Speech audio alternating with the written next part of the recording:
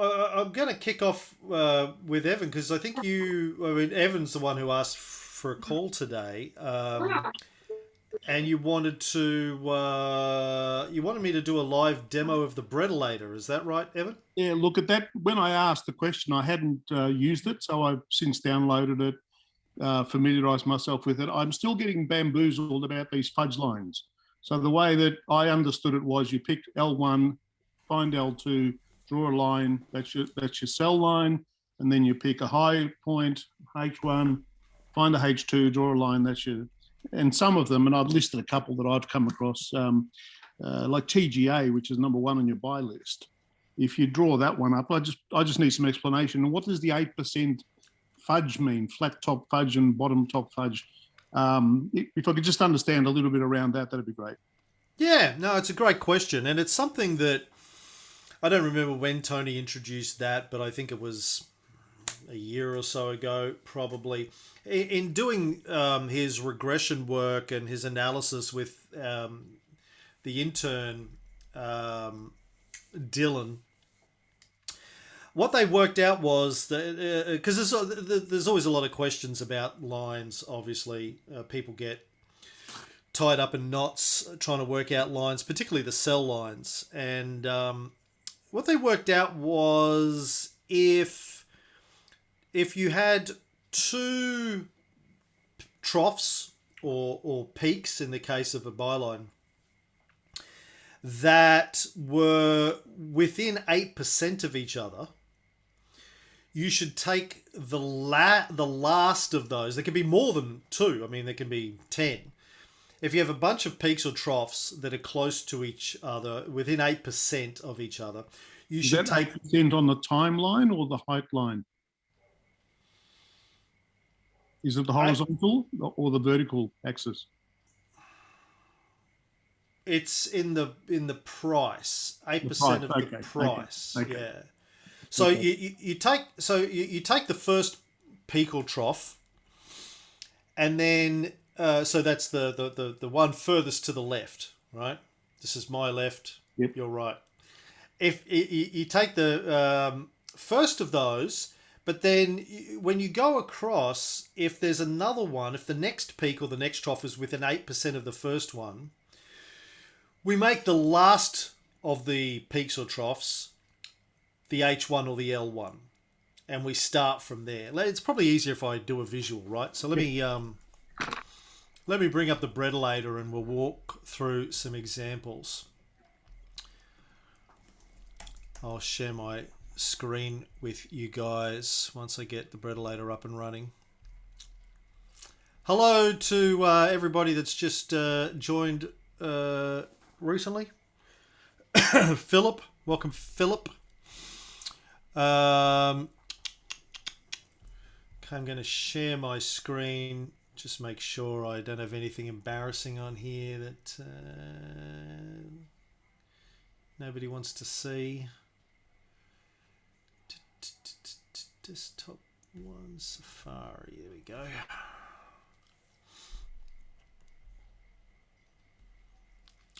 Okay, you guys can see my Bredelator. Hopefully it's still loading, because sometimes Google be slow.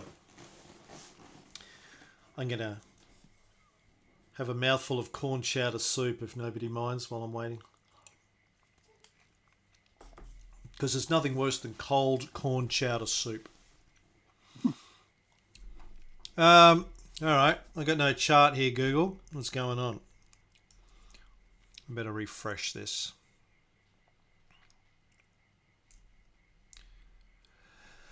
Yeah, so you see the 8% up the top. So basically what Tony figured out was that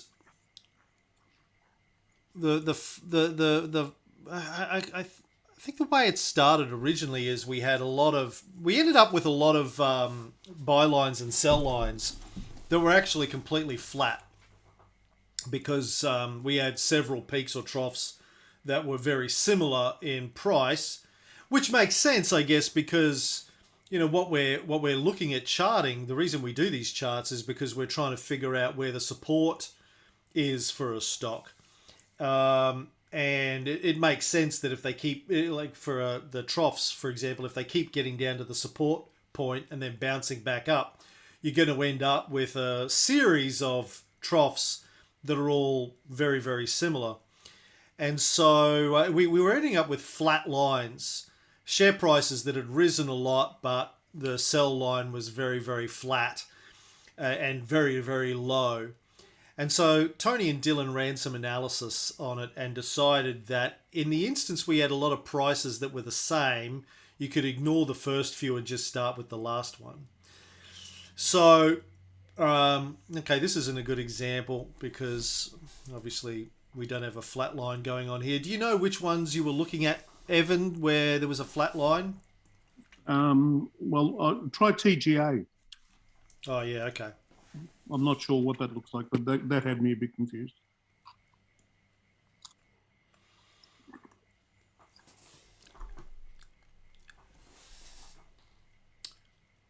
So slow, so slow. We do have an Excel version of this working now, but unfortunately the Microsoft data source has a lot of gaps. So it turns out to not be useful a lot of the time. Okay, well, TGA looks all right too, but I'll just go and have a look at these on prices. that buy line there, the yellow line. Yeah. Clearly, there's a high point at the very left. Yeah. Why don't we take the next highest point, and we've ended up jumping all the way across to the end? Oh, okay. Yeah, so that's a separate issue. That's really just the way that we draw bylines is the furthest peak or the furthest trough to the right is the second point that we want to take. So we take the highest point or the lowest point on the left, and then we look for the furthest lowest point or the furthest peak to the right. So it's not the next high point, it's the furthest high point, is it? Yes, yes and no. It sort of depends on the situation. It depends what the next lowest point or the next highest point is. Basically, you don't want. Let me just. I'll bring up Stock Doctor. This might be easier because I can draw lines on it, and I can't draw lines on this. You will first look at the next trough or the next peak to the right, but if there's another one that comes after it, we ignore the first one and go to the last one, if that makes sense. Because I guess we're trying to establish what the current trends are in terms of the support for the stock or the appetite for the stock. So, if I... and the reason we do that, by the way, is because a lot may have happened since that first buy point. So if I draw a line, it's going to be difficult for this one because that point's too high. So if I go to my drawing tools and pick segment, I go to this high point and I start here. If I go down, if I did take the next peak, which is here, right, and if I drew my byline like that, obviously a lot has happened since that breach, which would have been here recently. There in that case, I guess it would have been quite soon, or maybe down here, depending on when we're looking at it. There's been sells that have happened. So keep in mind Tony's old thing about the buy line follows the sell line. If we were doing a chart properly, for want of a better word, you would draw this buy line and then you'd work out, okay, when was the next sell after that buy? So then you'd have to draw a sell line. And then you'd have to work out, when did it become a buy then after that sell? So charts that I used to draw, a few years ago when I started learning this, would be a succession of It looked like pickup sticks. It was just a series of a buy line, followed by a sell line, followed by a buy line, followed by a sell line. And I think that's actually a really good exercise to do, and I still do it occasionally, so you can kind of see how it's, the buy lines and sell lines have progressed with that stock over a 5-year period. But to skip all of that, what we do normally is we just take the highest point and then the next the furthest point to the right. So we're assuming, let me try and fix this up because it's all messed up now. We're assuming that over the course of 5 years there's been a progression of buys and sells. God damn it, where's that line that I just drew? Bloody hell, stock doctor. Okay. Problem with this thing, you can't. Okay. Apparently I can. So if I just draw this one out through this peak here, if I take this one here as H2, what I'm actually saying is that I assume there were a lot of buys and sells through here, and this is the most recent buy line that I'm drawing. Well, the highest point through the most recent peak. The last sell, technically, by the looks of it, this probably is an H2 here. So, there would have been a sell line here, by the looks of it.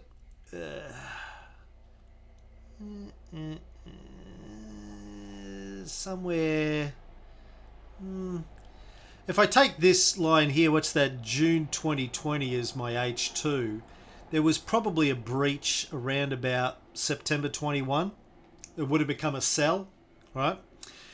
So in order, with buy line follows the sell line rule, what we need to do then is find an H2 that comes after the last sell event, which would have been around about, what did I say, September 21. So this then is the next peak.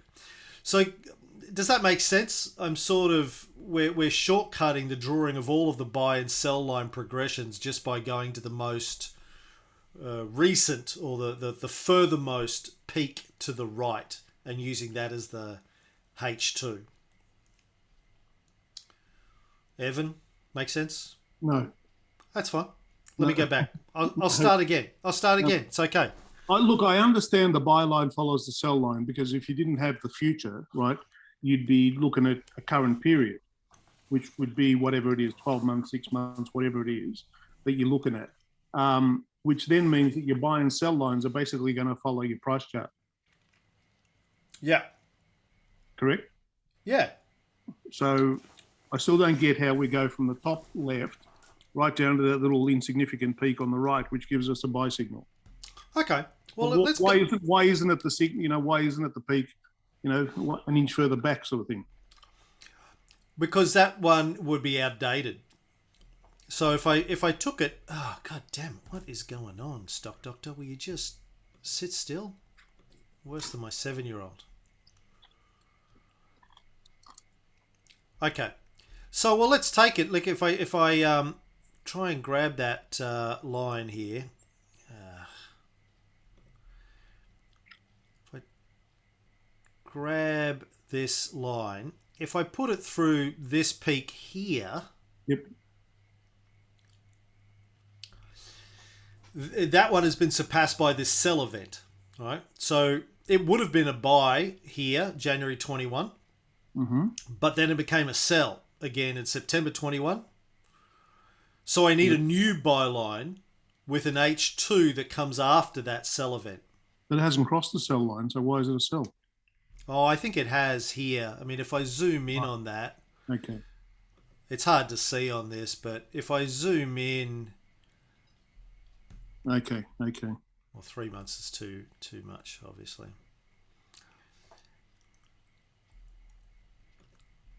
Try 3 years. Yeah, so if I put my H1 down here and I put my H2 up to that peak, this being the H2, June 20, it actually breached here, July 21. Can you see that? Why is that a H1 though? That's an L1. Sorry, L1. Yes, you're right. Right. So And this, why would you put your L2 up there? Because there's lower points than that. no, I'm putting L1 here, Yeah. March 2020. L2 I'm putting here, June Oh, right. 2020. Okay. Yep. It breaches, Yep. crosses the third time here in July 21. So this would have been a sell. If we'd bought back here in January 21, we would have sold it in July 21. Yep. So I need a new buy line with an H2 that comes after that sell event, and that is December 21. So to shortcut the drawing of all of the progression of buy and sell lines, we just skip straight to the last one here and say, okay, well, this is the most recent peak, and we draw it through here. Now, in some cases, that's not true. Like, there are plenty of cases where something has been a buy for a long time. Let's say there was no sell event here. Let's just imagine for a moment that this sell event never happened. Then it may have been a buy ever since January 21. There are some stocks that we come across that have been a buy for a very long time. Let me see if I can pick one up. Well,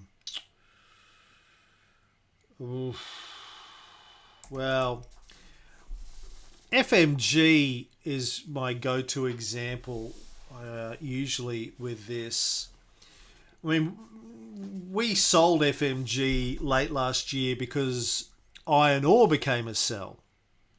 But FMG in and of itself didn't cross a sell line for us, but iron ore did, so Tony decided we should sell our iron ore commodity stocks as well. But if you look at this chart for FMG, it hasn't crossed a sell line since December 2018.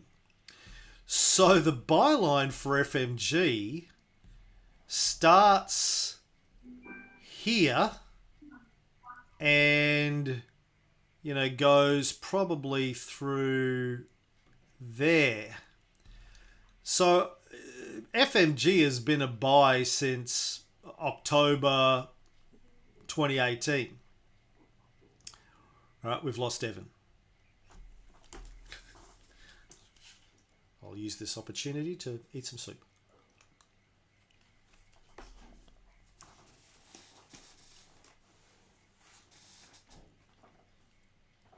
For the benefit of everybody else, you often see this with stocks that go from the bottom left to the top right. Sorry, Evan, I was just saying, so if you look at FMG, it's probably been a buy since October 18. Yep. Because it hasn't breached a sell line since then. But you normally see this early buy lines with stocks that have gone from the bottom left to the top right. So is the rule, if it breaches a sell line, then we have to find a new high spot for the buy line? Yes. A new H2, yeah. Yeah. See, Tony keeps mentioning on the podcast about how we built the algorithm with Brett. I mean, is it possible to just get some bullet points of what the rules are? Yeah, they should all be in the Bible. Oh, okay. Are they? Yeah, I mean, we're constantly refining the wording as Tony does more experimentations with Dylan. But, at any given point in time, we have the rules as they currently sit. So if you go to this section of the Bible, and this should be in the QAV course as well that I put together a month or so ago.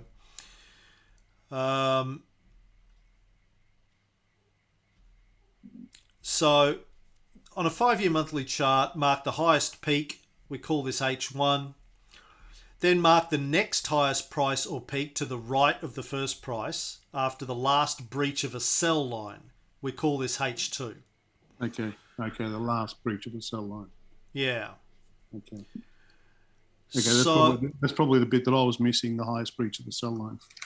Yeah, look, we don't often talk about it if we're talking about H1s and H2s, but that's the thought process. Is you work out what the last cell line was and then draw the buy line based on that, right? After that. Yeah, so the H2 comes after the last breach of a cell line. Right. Okay, I'm cool with that. Good. Okay. But the Bredelator, I mean, the Bredelator is a great tool. I mean, it's for something like TGA, actually, where the share price is less than 50 cents, it's not always accurate. But because Google Finance struggles to deal with fractions of cents or something, apparently. But if I was doing TGA, yeah, that's kind of what it would look like. It would have become a buy around about February 22, I think. Does that map to the Bredelator? Yeah, it does. Okay. Yep. So it's all good. Any other questions about the Bredelator, Evan, or anyone else? No, I'm good. Anyone got any questions about trend lines? They're one of those things that I found really difficult to get my head around the first 6 months we were doing it, or year. But eventually you do enough of them and it becomes very easy. I remember back in the early days, Tony was going, I just eyeball it. I don't even need to draw the line. I just look at it. And I was like, what? It was like he was speaking a completely foreign language, speaking gibberish. But I get it now. Yeah, you can just take a glance at something and pretty quickly, in most cases, you know that this is a buy or it's not a buy. But the Bredelator makes it a lot easier too. The new tools certainly help. Yeah, they really. And then looking at them again and again and again, and the pieces of the jigsaw puzzle start to fit in. Yeah. That's what I found. Yeah. How long have you been doing QAV now, Alison? A couple of years? Oh, yeah. Well, been listening for a few years. Actually doing probably 6 to 9 months. Yeah, right. And I know you were really busy, right? Before that, yeah. You were running your business and whatever. But it's, I think it's good to give yourself time to learn it before you do it too.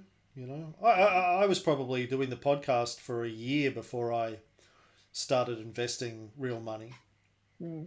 Had to feel like I knew what I was doing to a point. Like I'm obviously still learning every day, but comfortable enough that I could not screw it up completely. Yes. Partially. Yeah, always screwing it up partially, but never completely, hopefully. We're good at that. Right. I've got another question. And I sort of got caught out a little bit today because I hadn't put stop losses in place. Is the practice to put your stop losses in when you buy a stock? Absolutely. So you're just going to set those up 10%. What about stop losses based on the trend line, or you don't do that? No, I definitely do that. First thing I do after I buy anything is I immediately go into Stock Doctor. I set my Rule 1 alert and I set my 3PTL alert. But you do that as an alert, not a stop loss in your ComSec or whatever you use. Oh, I never set the automatic stop losses. Okay. I would caution against that because a sell is not always a sell. The main thing, and I got caught out a couple of times on this, and I checked it today with CCP. I had to sell CCP today, which was a little bit sad. Is because dividends come out, stuff like that, and you have to factor your dividend or your special cash distribution or whatever it is. So you take that off or add it back, or before you sell, and I want to be I want to be really careful before I sell something that it doesn't have a dividend it's just gone X.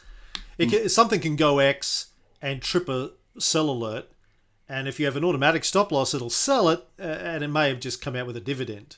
Or gone X div, right? And you don't really want to be selling it. But what I do set up my alerts. It's a very, very first thing I do. And then the other thing I try and do at the beginning of every month, the first week of every month, is I review all of my 3-point trend line alerts. Sell alerts. And I actually missed one recently. We recently sold out of the dummy portfolio, SFC, I think. And it had breached a sell line, I think, and I'd missed it. I hadn't updated my alert. I'd missed it in my monthly review last month. And well, the month before maybe, and it went down below it. And I didn't pick it up until I was doing my alert updates for this month, and realised that one had breached, and I'd missed it. So it's really good discipline to go. And CCP was another good example today, because its L1 has fallen off the left side of the chart, and so it has a new L1, which is the COVID cough, and it goes up really quite steeply from that. So even though the share price is up 45% since when I bought it 2 years ago, it had breached a sell line, and I had to dump it today. And it did have a dividend in March, but it's already been paid, so that didn't factor into it. But you know, its sell line a couple of months ago was quite low, but then all of a sudden it shot up. So yeah, it's important to do them once a month, is what Tony says. Okay. And then it's good once you do it, if you're confident that you did it properly, and you're not like me, and I constantly go, oh shit, maybe I missed that one. Oh god, I better go check all my sell lines again. I better go check that one. I sometimes, get into a fit of anxiety where I think I may have missed something. I really need to hire people far more competent than myself to manage I'm not a good details person. Big picture guy. Big picture. Not a very good details guy. I need people around me to do the details. But he keeps saying that he spends about an hour a day checking his portfolio. What does he do for that hour? Yeah, he doesn't spend an hour a day checking his portfolio. He spends an hour a day reading the financial review over breakfast at his local cafe. Really, he'll read the fin. We did an episode on this at some point where he talked in detail about what his daily ritual is. But he gets up. There's a cafe like downstairs. He lives in this high rise, right? In the penthouse. He goes downstairs. There's a cafe downstairs and around the corner. He strolls down there. He stops at the newsagent next door to the cafe first. He buys the financial review. I mean, he could subscribe to it and have it delivered to his apartment, but no, he has to go. He goes in. It's his ritual. Buys the fin. And then he goes around to the cafe, gets his coffee, green tea, and bacon and eggs, and reads the fin. That's pretty much it. He reads the fin to see if there's anything he should know about. I think on top of that, he may occasionally, if it's very turbulent, he's told me before that if it's very,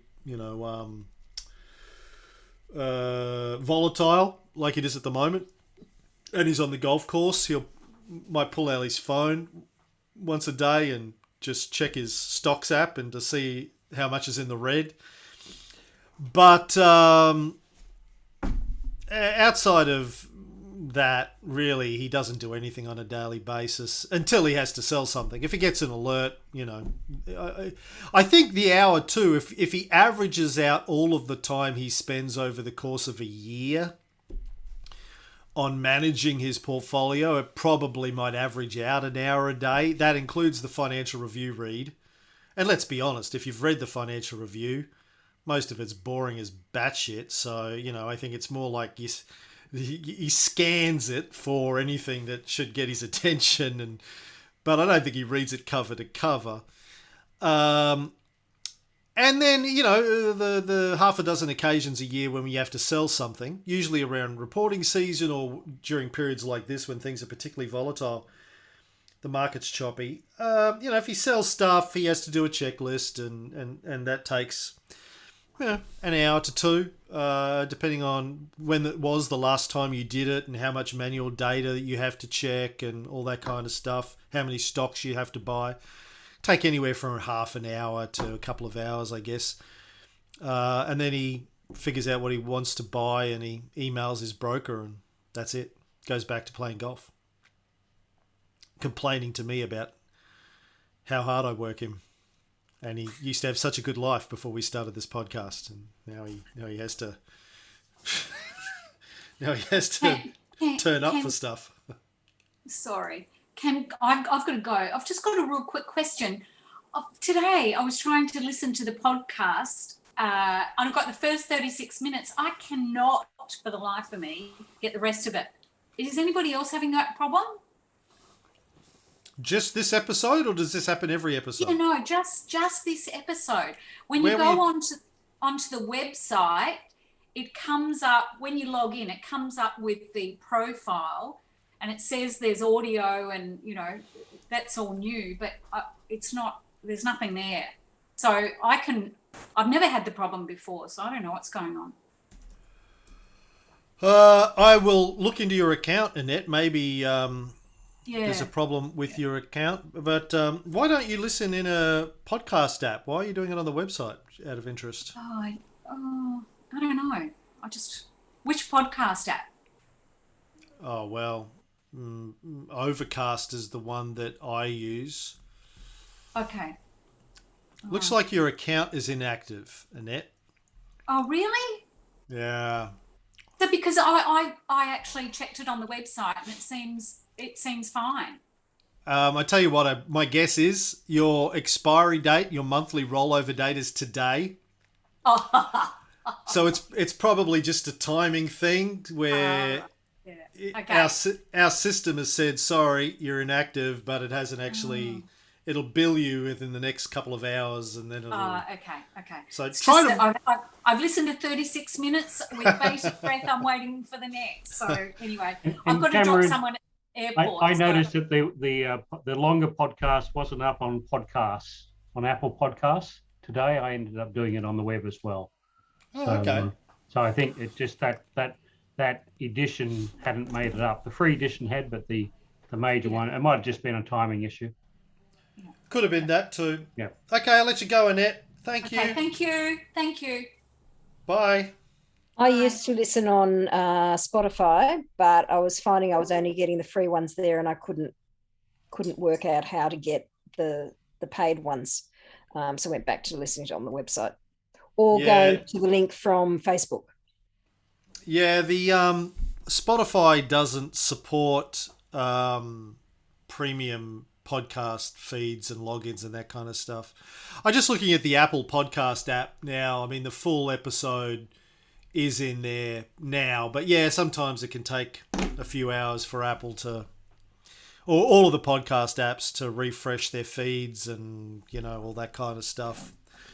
They're dealing with millions and millions of podcasts they need to keep track of, I guess. Any other questions? Yeah, Caroline here. Hello, Caroline.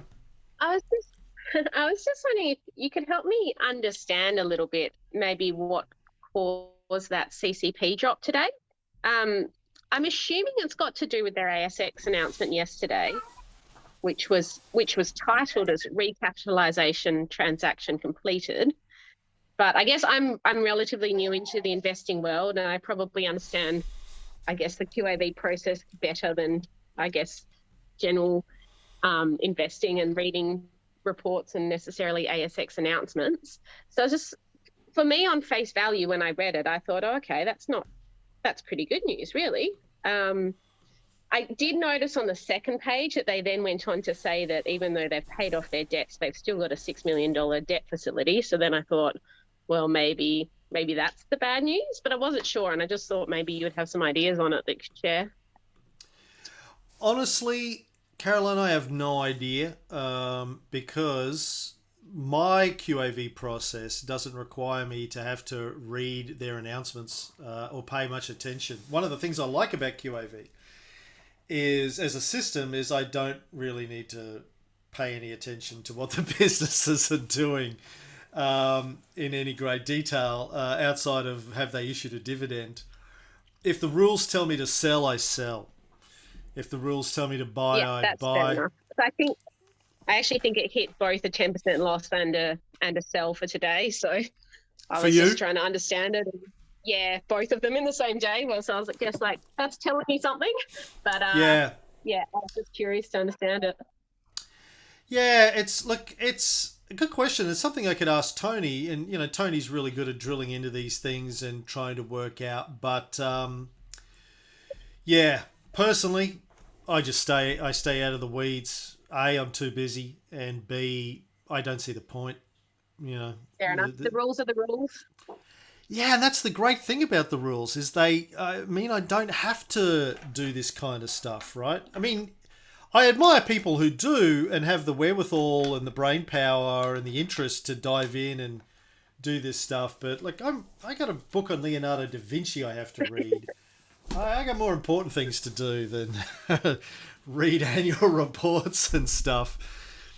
But yeah, I mean, it could be a combination of their announcement. It could be a combination of just what's going on in the market, plus, CCP's business tends to do well during certain kind of economic cycles. They're debt collectors. I have a close personal relationship with them. Maybe the market just decided there's not going to be a lot of debt collecting for the next year, and so CCP's business isn't going to do very well. Who knows? It's beyond my pay grade. No problem. Thank you. Oh, well, I didn't help much, so don't thank me. Any other questions? Cameron, you can... I was just looking through the chart for the SFC, and the chart that you're looking for to show that hump thing, I think you can see that there, where that will probably help even. SFC? SFC, yeah. Because the sale line can be drawn from 2018, late 2017. But if you draw from there, it's not a sell line. But if you draw from probably February 2020, then it says sell line. Yeah, let's take a look at that chart then. Can you guys see my screen? Yeah. So if I look for, were you talking about sell lines, Kazi? I think you were, right? Yeah, so if you take the left, so L1, if you choose the L1 to be here somewhere, then L2 would be the current L1. Then it's a different line. But we ignored that line because there's no hump. Well, I'd say that looking over here, I don't think we have a lower trough than... Yeah, exactly. So that's just the point. Like, we don't have a lower trough. That's why we ignore that lowest point. So that was, I guess that was Evan's thing. Like, why we're not taking that lowest thing? Because there's no trough there. You mean, are you talking about the difference between a point and a trough? Yeah. Yeah, we did. Tony still is sort of going backwards and forwards between that. We've decided, or Dylan's analysis has decided that we should always pick a trough rather than a point. We used to pick points a few years ago, but then we decided troughs were better. But yeah, there's and obviously the definition is a trough is a point where the prices either side of it are higher. We don't have one lower than April 2020 here. I guess there's this one, April 18, but that would have been the L1 for a while, but this one's much lower. We do have this thing here with this may be a good example of a flat top though, although I've got a line drawn through it. If I draw a line between these two peaks, I don't know if you can see this here, but Stock Doctor tells me that there's a 4.81% difference between these two peaks, which means if I was trying to draw a byline here, I would not use this as H1. I would have to use this as H1 and draw my second one from there. And I think that would be up here. It's kind of a tricky one here. Oh, actually, no. Okay. No. What I would do probably is go back. Okay. Oh, that one. Look at that. That's 9%. I'd probably say that's the bot. Oh, don't do that to me, Stock Doctor. What are you doing? Go back to my save. Look at him. Okay. Ignore this line.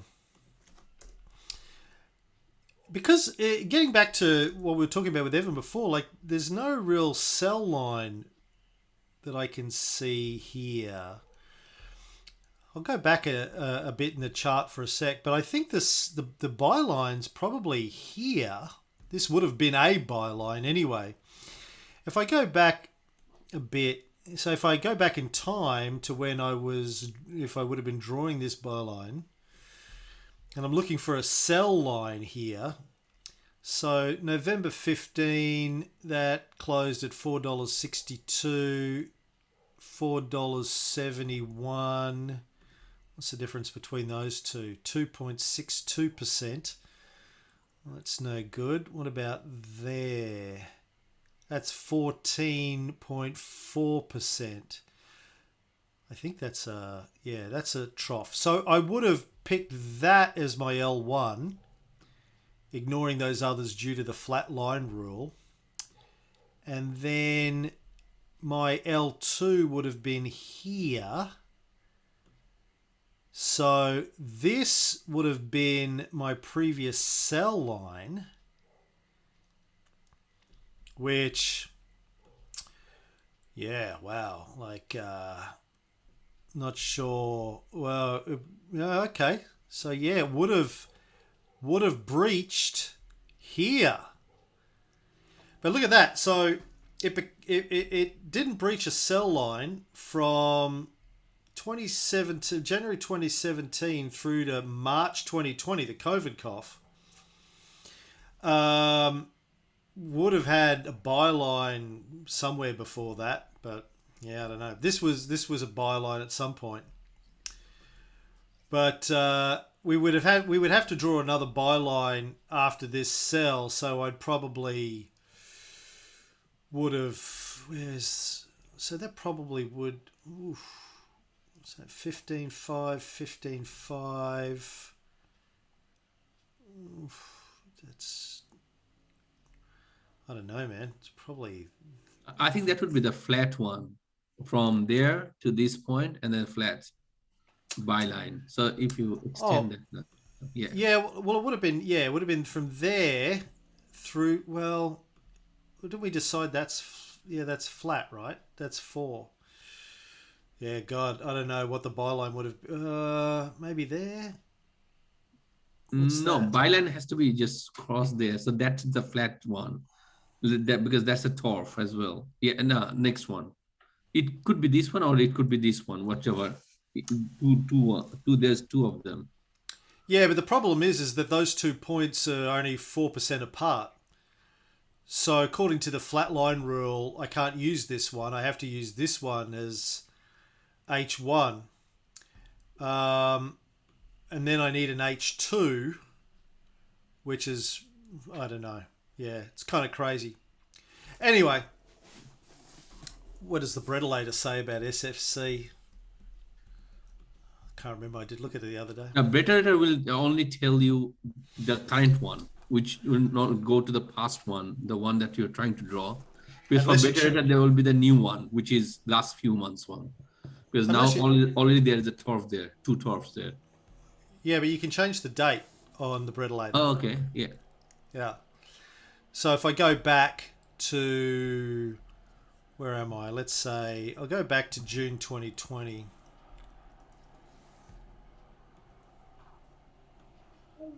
If Google will let me.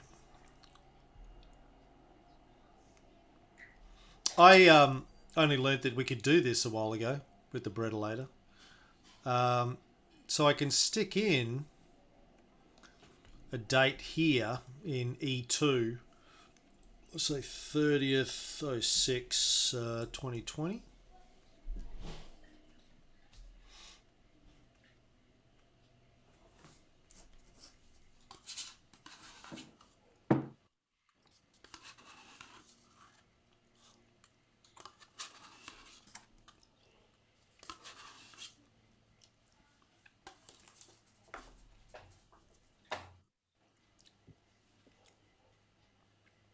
I should have opened this in Chrome. I find it's usually faster in Chrome than it is in Safari.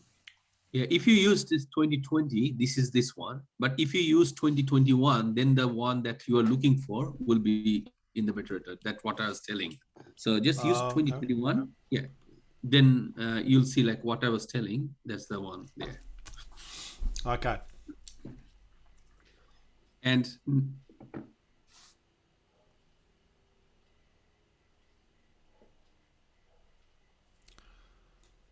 yeah.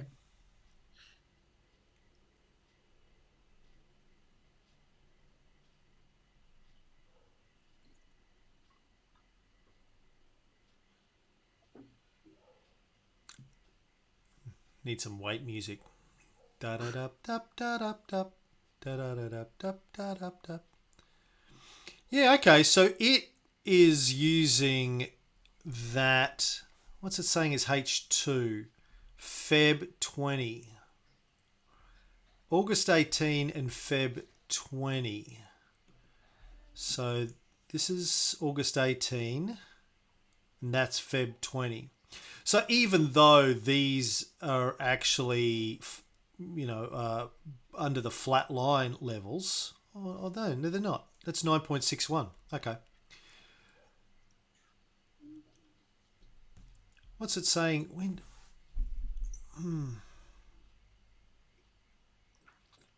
Yeah, okay. So it's not giving me a cell around here either, so I don't need to worry about that not coming after the cell line.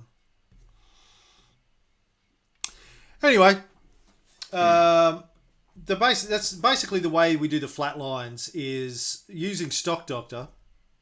If you're going to do it yourself, you can see it'll tell you the percentage. So you can just drag that second point around and find something that is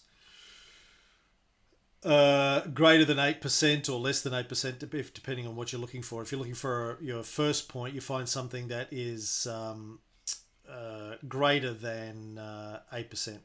Sorry, less than 8%. If you find a second point that is less than 8% from the first point, you use the second point as the first point. I know that sounds like gibberish, but that's what it is. Okay. Any more questions? Alison has been replaced by a man. Whose name is Greg. Okay. Hello, Greg. So I'm sure you've answered this, but perhaps once more through. Could you go back to the FMG chart, please? I can indeed. Cameron, and I have to leave. Sorry, it was great. So let's continue. And yeah, it's all right, Kazi. Thank you very much. Cheers. Thanks for joining us, mate. Take care. Thanks. Bye. Okay, Greg. Okay, we look at a number of charts that look like this, bottom left to top right kind of idea. And let's ignore the fact that this was a sell because of iron. It looks and often feels to me that we're late to the party. Mm-hmm. The buy point for this was, way back then. Mm-hmm. And it's still above it. And, I guess the question I've had is there any way that we can assess whether it's had its run? Yeah, look, possibly. Tony doesn't have a guess, doesn't have a way of doing that. I'm sure somebody might be able to figure it out, but yeah, like Tony gets asked this question a lot, and it's a reasonable question because you look at this and you go, "Wow, it can't possibly go higher than that. Look how much it's gone up."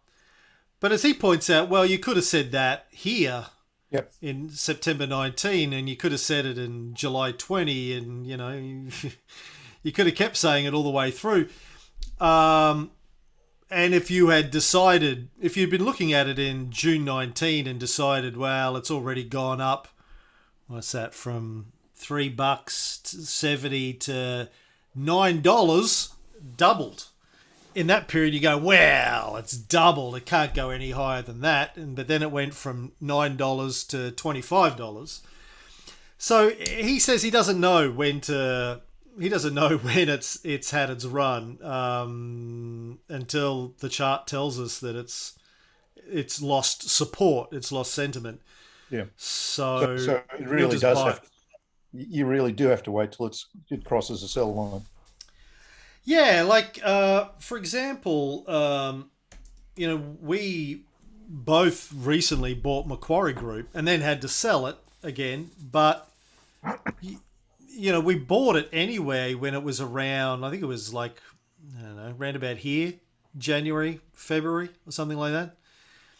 I mean, a lot of people were saying then, my God, it's like $200 a share, and it's gone up from like $85 a share 5 years ago to $200 a share. Can't possibly go higher than that. And Tony was like, I don't know. Who knows what can happen? It's a good business, right? Obviously, it's a good business. And this gets back to the thing he said again on the show today. He says it every week, pretty much, when we get a question like this, usually about rebalancing. Quotes Buffett, if I had Michael Jordan in my team, why would I bench him?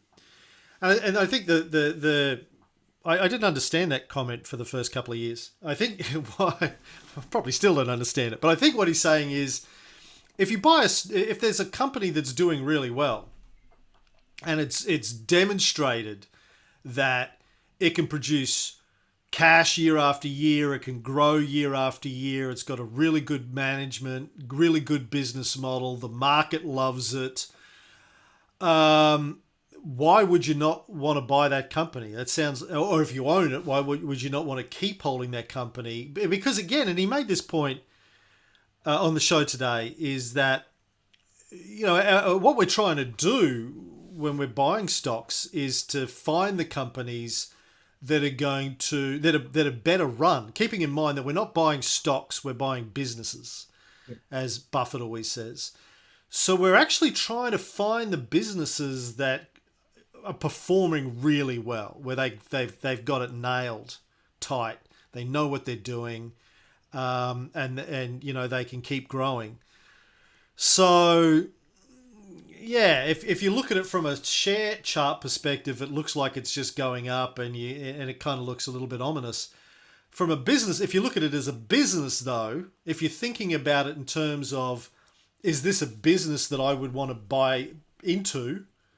Forget Macquarie Group. Imagine it was a coffee shop that you were looking to take a stake at a coffee shop, and there was a coffee shop that was doubling its sales year after year after year after year after year. Would you say, "Oh, I'm not going to buy a share of that business because they're too successful"? You go, no. I mean, these people obviously are doing something right. They know their business, they know their market. I want to buy this one versus the one that isn't proven. And I guess that's the difference. Like, the businesses that are doing really well are going to have charts like this. So we want to be part of those businesses. The flip side is, obviously, we're looking for businesses that we think are in the turnaround stage. So we will often pick up, or the buy list will pick up businesses that share price has been going down for a period of time, months, years in some cases. But they've got a turnaround story, and we think we're getting in on it sooner than everybody else because we know how to read the numbers and other people don't, and it doesn't have analyst coverage and that kind of stuff. But no, Tony gets asked this question a lot, and he always says the same thing. No, I'd buy it, man. It's good business, good numbers. I don't care where it is. I'll buy it. So on this particular company, they then bounced above that sell line. You dive back in. We would, yeah. If it was at the top of the buy list, totally would buy it again. Yeah. I think we might have had to rule 1 it last time because I don't think it's crossed a sell line. Maybe it, I would have crossed one back here. Yeah, it could have been that one or that one. Yeah. But yeah, basic rule is Tony just, if it's on the buy list and it's above and it's got positive sentiment, that's it. He'll buy it. Yeah. Right. So Cameron, don't you do something? Isn't there something with commodity overlay? So you look at the actual commodity pricing as well for things like Fortescue. Yeah. So we check the commodity graphs every week. I've got a little Google sheet that we look at every week. I don't always update the date, but we do check it. If it hasn't changed, I don't check the date. But yeah, I'll go here. This is available, by the way. I shared this some time ago. I'm not sure where you get a link to it though. But it's in there's an Excel version of it in the official buy list we put out every Monday now. So just use that one. It doesn't does it? I think it has the links. Yeah. So, we'll go on every Monday and just check the state before we put out the buy list and just check the state of the main commodities. And Zimplat Platinum became a sell, so Zimplats got taken off the buy list. But that's the only other thing that we'll check, I guess, for commodity stocks, as you point out correctly, Jeff. So, Cameron, I'm going to say goodbye to everyone. My hour's up, and I've got another commitment. So, thank you very much. Thanks, Jeff. As always. Thanks for joining us. Cheers, mate. Pleasure. Bye. So, just quickly on the FMG chart, it's a long way off the buy, off the sell line. So, the methodology is you just sit in there and wait until it reaches the sell line, which, looking at that chart, is probably another 30% down or something. With the exception to the rule being what Jeff just said with commodity stocks. Yeah. But we will just wait for it to breach. Now, I'll go to CCP. Actually, I've already got it. So, as I mentioned earlier, CCP just became a sell. But if I go back a bit here, you can see where the sell line for CCP, going back, a bit, was down here. Yep. All right. Something like that, probably. So it had a sell price of $14. But as the chart has moved over to the right, those L1s dropped off, and we ended up with the COVID cough as the L1, and we have a much steeper line. So, as Tony says, like people look at these sell lines and go, "Oh my God, that's so low! I would never, if I wait that long, I'll lose everything that I have."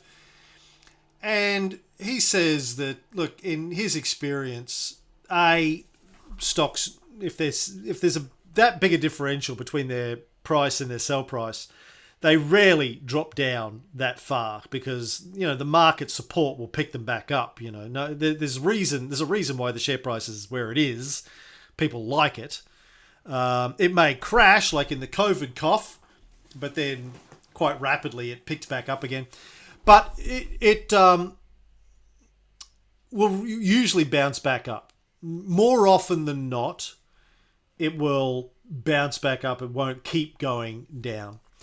The other thing that he always points out is that as time moves, those low points move as well, and the buy line rises to, sorry, the sell line rises to meet the current price, more or less. So it's like I've been doing this for 3 years now. I mean, I haven't seen a single instance where we've been sitting there watching something drop down to meet a very, very low sell line like that. It hasn't happened. And I think Tony said it's never happened to him in 30 years. He's never watched something fall like that, because something else, something else will kick in before that happens. But yeah, I nominate we call it a wrap. I second that motion. Alison is nodding, so I'll take that as carried. Thank you, Evan, for suggesting this tonight. I wasn't planning on doing one, but I'm always happy to throw one on if people have got some questions. And I'm happy to do them, regularly. Hope it helped. Thank you, everybody, for joining us. Pleasure. Thank you very much. Have a great night, guys. Thanks, Cameron. I really appreciate it. My pleasure.